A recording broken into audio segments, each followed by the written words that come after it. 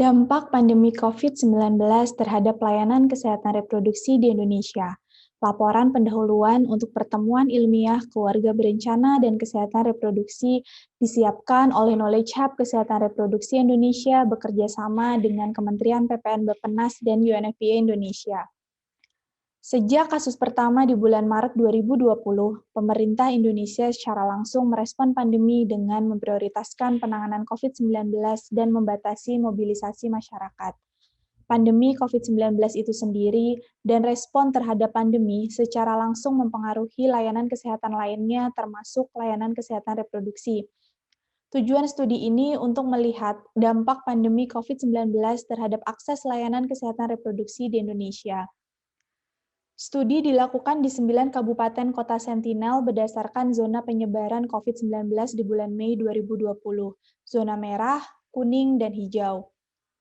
Informan terdiri dari pembuat kebijakan, fasilitas kesehatan, PLKB, kader, pengguna layanan, dan distributor alokon.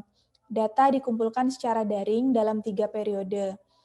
Bulan Mei-Juni 2020, Oktober-November 2020, dan bulan Maret-April 2021 melalui wawancara mendalam dan FGD, pengumpulan melalui kuesioner daring, dan pengumpulan data statistik.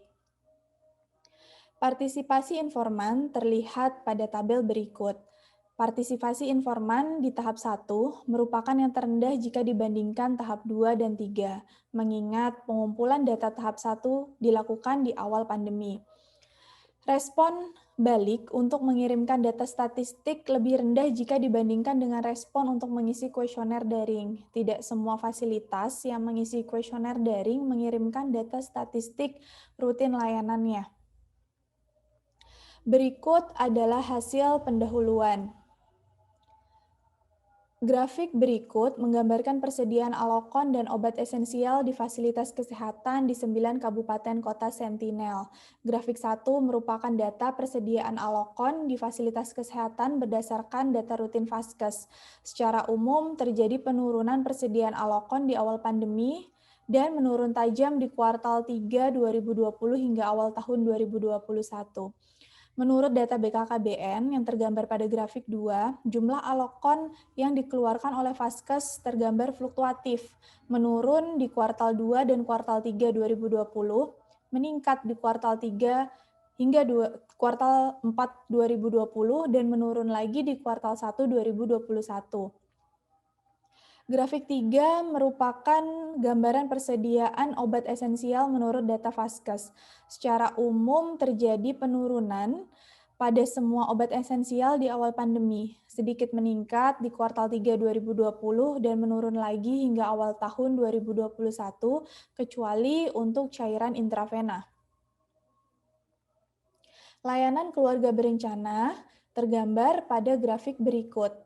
Pengguna baru berdasarkan data BKKBN menunjukkan penurunan pada KB suntik dan IUD di awal pandemi, sedangkan pil cenderung mengalami tren peningkatan di masa pandemi.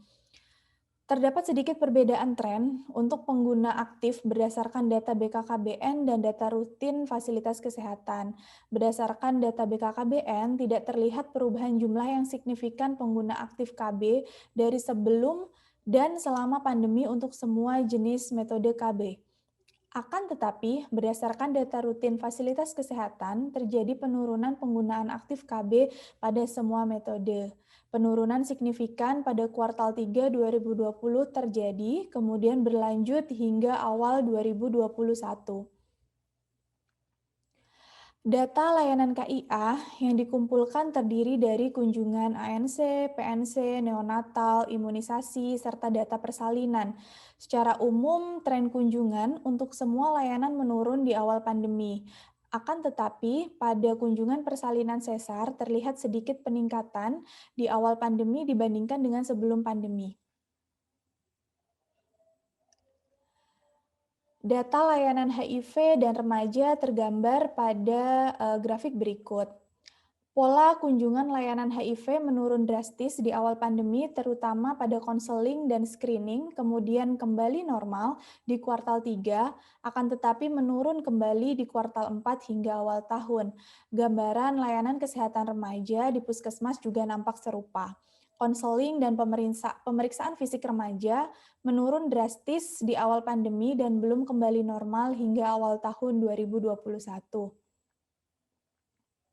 Hambatan terkait pemberian layanan kesehatan reproduksi ditanyakan kepada fasilitas kesehatan melalui kuesioner daring. Secara umum, hambatan yang dirasakan oleh fasilitas kesehatan adalah kurangnya APD, keterbatasan jumlah tenaga kesehatan, dan terganggunya jadwal pelayanan. Akan tetapi, 74% PMB melaporkan kurangnya stok alokon di awal pandemi. Hampir di seluruh jenis fasilitas kesehatan mengalami penurunan hambatan di kuartal 3 2020. Survei daring kepada masyarakat salah satunya mengumpulkan data jenis metode KB yang digunakan sebelum pandemi dan selama pandemi. Sejalan dengan laporan dari data di fasilitas kesehatan, jumlah pengguna KB suntik merupakan yang terbanyak. Pengguna IUD, MOW, dan implan mengalami penurunan jika dibandingkan sebelum pandemi. Sedangkan kondom, pil, dan suntikan mengalami peningkatan penggunaan di masa pandemi. Merujuk pada gambaran hasil yang telah dipaparkan sebelumnya, dapat disimpulkan bahwa pola tren penggunaan layanan KB, KIA, HIV, dan remaja secara umum mengikuti pola perkembangan pandemi. Pengguna layanan menurun saat grafik pandemi meningkat dan mulai meningkat saat pandemi mulai menurun. Pemerintah telah melakukan beberapa intervensi program untuk menjamin tersedianya akses layanan yang aman dan berkualitas, tergambar dengan adanya peningkatan penggunaan layanan di kuartal 3 2020, akan tetapi kembali menurun di akhir tahun 2020 hingga awal tahun 2021. Perlu dipastikan kembali bahwa program intervensi harus terus berjalan untuk menjamin tersedianya akses layanan yang aman dan berkualitas. Kemudian dampak pandemi yang lebih lanjut seperti kejadian kehamilan tidak diinginkan, keguguran, meningkatnya angka unmet need KB, serta kematian ibu dan bayi perlu menjadi perhatian serius selama masa pandemi ini dan perlu ditelaah lebih lanjut. Terima kasih.